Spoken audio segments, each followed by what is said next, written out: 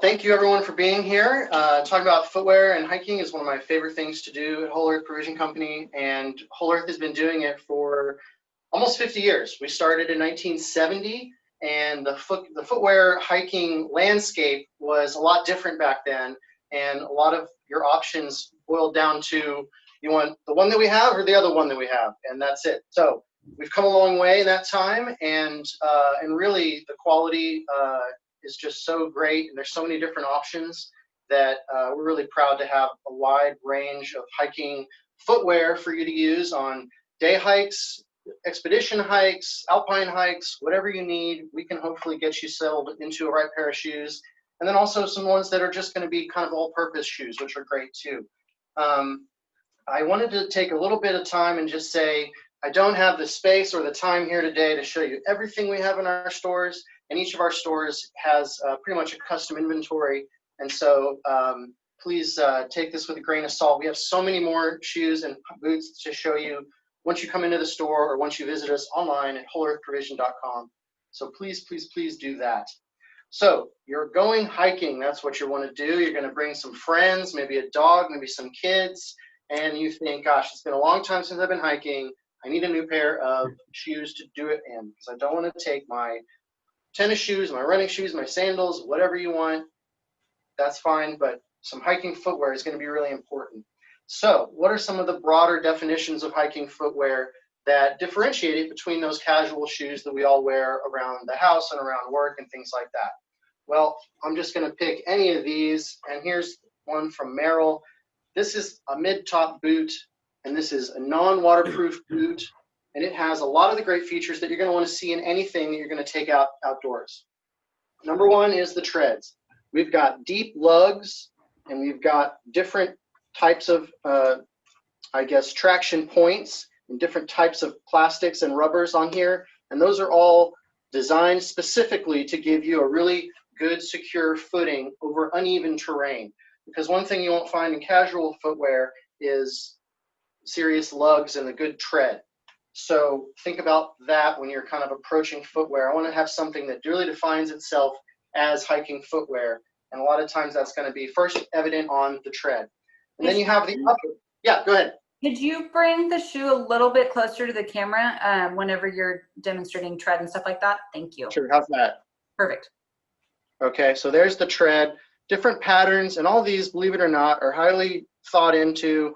The engineers that work on these pieces of footwear put a lot of thought into what people are doing in them, and they want them to look good and to last, and so that's what that's all about. Moving on, you want to talk about the upper, and so this is a mid boot. This, believe it or not, boots can go as high as your ankles or as high as your knees, and that's really not the kind of boot that we're talking about today. So when I say mid or a high boot, this is what we mean. Here's another example of a mid-cut boot, and this one is a leather as opposed to the synthetic of this other guy. You can still see the treads. You can still see regular type of lacing, nothing crazy there until you get to the midpoint, and then we've got some hooks and some loop hooks right there, and those help you just really cinch down that upper part so you get the stability that the mid comes with. So you can also wear hiking shoes that do not have a mid. This is just a regular low. And a low is nice if you're not carrying as much weight. And so you can see that these shoes are really, really similar. This one just has a higher ankle support than this one does. And that boils down to, and a lot of times, the weight that you're carrying and the distance that you're hiking, and of course, personal preference. So there's the low. Those two were men's. It's the same story in women's footwear. We have highs and mids and lows, and it's a lot of preference. I think if you have a backpack that has your tent in it, you're going to want to have a mid boot. Just a lot more stability, and if you're carrying something over rocky terrain on your back, you want to have as much stability as you can muster. Wanted to talk a little bit about the history of hiking boots and in terms of that upper, because the upper really defines the look and in a lot of ways defines the break-in period of your shoes. So leather boots have come a long way. This is pretty much a replica, a modern replica of what we sold initially back in the 70s at Whole Earth. This is a full leather upper. It's got great treads, really heavy lugs. and it's got a shank in there that's a metal or plastic piece that is going to align and support the shoe from twisting or torquing and giving you a lot of stability and rigidity in this, right? So this boot has one downfall, and that's that it takes a long time to break in. Once you break it in, you're going to be happy for years and years and years with a boot like this. This boot is waterproof, and I'll talk about that in a moment too. But this is some dedication. To break this in takes a lot of hikes, a lot of good care and love. And that's great, but to be honest, this is not a boot that we carry right now. This is kind of an older style boot. You can find these and they make great versions. This is a Vast Sundowner. But modern times have created modern solutions to that break-in period. The Merrell Moab comes in at way less cost because the leather, the upper is not leather and it's a lot less expensive, but the construction is high quality and the break-in time is just almost nothing. These are going to fit like a glove right out of the box. We're going to talk about fit in a little bit here too, but once you do get that right fit, this shouldn't take very long, maybe a few weekend trips, and you feel like this is another extension of your foot. And that's a great feeling to have that secure dependability in your footwear. A huge part of what we do. So, want to talk a little bit about, like I said, the fit. And all of these shoes, even the low tops that are a lot less rigid, a lot lighter, a lot of them are going to be built on different lasts. Well, in fact, all of them are built on different lasts. What do you call here? Shin? Is that shin? And so the last is basically the form that the shoemaker builds the shoe around. They're going to build the bottom, they're going to build the top, and they're going to combine them with either stitching or welding or whatever it is. But that last is a proprietary thing. And so each brand is going to have their own pretend foot for each size and half size that they build their footwear around. So you can try on 2 size 10s in our store and they might fit a lot differently than each other. And that's because the last is built differently. The last includes things like the width of the toe box. It includes where the arch hits in relation to the forward and backward part of the shoe. And so we can also look inside of a shoe and see what the bottom of the last looked like. And you can take out the footbed and just when you're in the store, just stand on this by itself. This is a really high quality insole from Oboz, and it has a lot of cushioning and a lot of rigidity here in the arch. But if your arch is forward from here, this is not going to be the shoe for you. Or try a half size up and see if that moves it just a smidge just to make it comfortable. But each shoe is going to have a different kind of shape down here. And that's really a lot of what you can expect to have, you know, in differences between brands. And when you find a brand that works for you, go with it. Don't feel like you need to deviate from that when you replace those shoes, 5-6 years down the line. One more thing about the kind of the structure of footwear is that you want to keep it really clean. And all of these seams and all of these different little nooks and crannies and all these things, you want to take really good care of them, and that's going to keep your footwear lasting for a long time. And really, they say it doesn't matter, a lot of brown in the footwear world and hiking, but if you need to find some color pop, do it. That's cool. Everybody wants to look good in the outdoors, and we don't like to pretend that we don't. Everybody likes a little color, and those things are possible in our store. We've got a lot more than just brown shoes these days. Wasn't always the case though.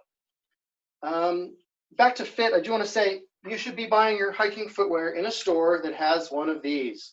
And anybody in chat, tell me if they know what the name of this is. It's actually right there, the Brannick device. And the Brannick device is that thing you put your foot in, they measure it, they look at the length, they look at the width. And if you're buying your footwear in a store that doesn't have one of these or doesn't know how to use one of these, I think you're selling yourself short, because it's a really important tool in making sure that you learn how your feet, and each one is probably a little different than the other one, how your feet fit. So make sure the store has a Brannick device and that they know how to use it. Another great tip for shopping in store is to walk around the store for a couple minutes, maybe even 10 or 15 minutes. Just peruse the store and get comfortable. A lot of times customers will come back to me after that 5 or 10 minute period, and they'll show me something else they found. They said, oh, I want to show you these socks that I found, and yada, yada. And we'll get to talking about socks.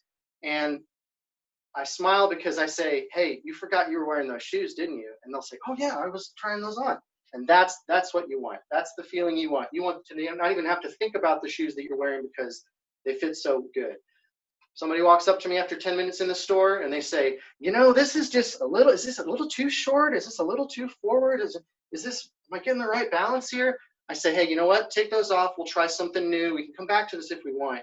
But you want to work with your salesperson to make sure that that your feet are happy, because down the line, down the trail, those things just compound and they get blisters and all those things. So you really want to start off with a good fit. And that's partly one of the things that I just will harp on for as long as I'm in the footwear world.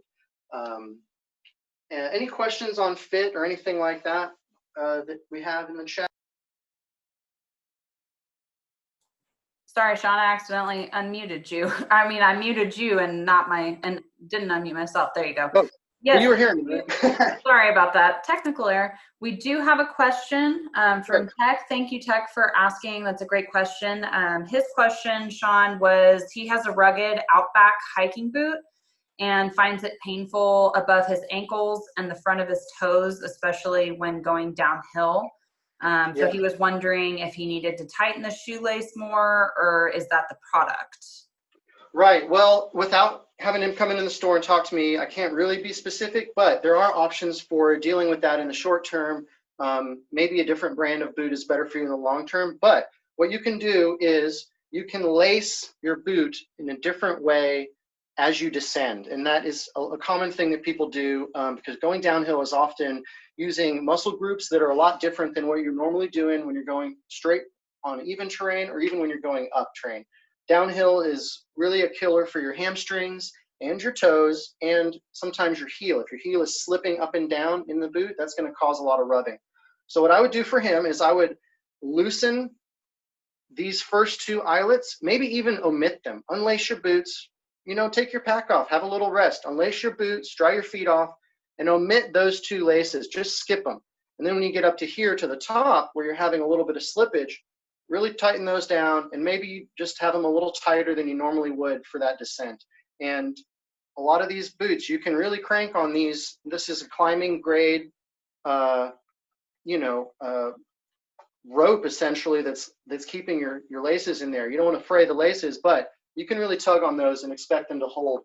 A big pair of boots like this has 3 different loops that you can attach in, and you can maybe skip one if it's too tight or whatever, you know. They should be modular. So hopefully he can adjust that and get back to having a comfortable walk back down the hill. I wanted to talk a little bit about some people are just going to look at something like these and say, that's too ugly, or I don't want to pay that much money, or I don't need a boot that heavy. And they're going to say, Sean, I like to hike in my Chacos. And you know what? That's fine. Again, if you have a big heavy pack on, this is a bad idea. I really think it is, but everybody's foot is so different that you're going to find some people who say, oh, I only hike in this, I only hike in that. And that's okay, but don't start there. Start with a pair of boots, come into the store, get them fitted on, and just see how it goes when you're doing that. Having something like this in your backpack for an overnight trip is an awesome idea, because if your boots are a little tight or your shoes are a little tight, or if they get wet with sweat or going through a river crossing, well, hey, maybe you have this for river crossings. Maybe you have this as a camp shoe. Maybe you bring the lightest, cheapest pair of flip-flops just to put up and kick your feet up in the hammock. And definitely a smart idea to bring some backup footwear. And then also I wanted to talk about something like this. Like, this is a running shoe, but it's an all-purpose running shoe. Let's look at the difference on the treads here, right? More uniform pattern, lower treads, less deep. This green thing here is a little bit of a plate to prevent rocks from coming up and really hurting your feet. Different than a shank, but it's kind of a little mini plastic shank. Now, when is this good for hiking? Well, if it's just a day trip and you're familiar with the terrain, go for it. If you're carrying a ton of weight, these are going to be blown out and giving you a lot of problems where the seams are after a couple of days of hiking or a season of hiking. They're not meant for that kind of heavy pressure throughout really short amount of times. These are good for just jogging around the lake, or like I said, your favorite park has a nice paved trail. and you have a hammock and a lunch in your backpack and that's it, go for it. That's a great option. We have options like that for men and women. This is the Bare Access. This is a really low to the ground. There's not a lot of foam cushion between your foot and the ground. And so is this an all-day backpacking shoe? No, but it is a light hiking option in your backyard maybe. Totally good option for that. Then you kind of have a step up where this is a little bit more of a boot, but still in a low. It's got some nice deep lugs. It's got a little bit more stability and rigidity, and it's got dual density foams here for comfort and for support. So there are options that are not hiking boots that you can take on small to medium hikes and still feel comfortable. The benefit of that, and I want to say in general, this is a great shoe to have in your footwear arsenal, but so is this. And if you buy one of these first, make the next one you purchase a lot different. So if you can buy the boot first, cool, you're going to get a ton of use out of this. This is really sold for people to wear, doing whatever they want to do in the garden, at the baseball games, whatever. If you have a boot and you're footwear shopping again for a smaller trip, get something that's different so that you have that versatility. So you can say, oh, we've got XYZ trip planned. Which of my footwear options am I going to take along with me? You can pick and choose instead of saying, oh, I only have one hiking shoe. I'm going to have to wear that for this trip no matter what.